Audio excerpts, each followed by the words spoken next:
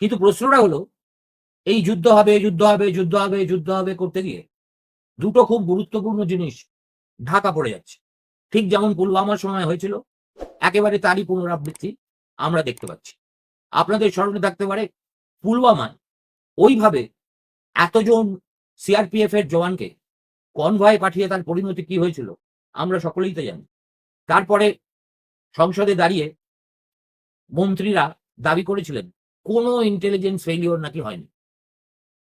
কিন্তু সেটা যে নেহাতি কথার কথা ছিল, আরো অপ্রিয়ভাবে বললে অসত্য বচন, সেটা একের পর এক কাগজের রিপোর্টে আমরা জানতে পেরেছি যে সেখানে সন্ত্রাসবাদীরা কতজন রেকি করেছে, কোথায় করেছে, কিভাবে করেছে।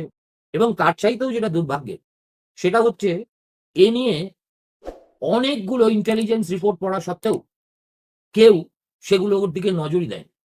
আর পরিশেষে যে কথা তৎকালীন জম্মু কাশ্মীরের রাজ্যপাল সতপাল মালিক জনে জনে বলে গেছেন, তার চেয়ে লজ্জারই বা আর কি হতে পারে।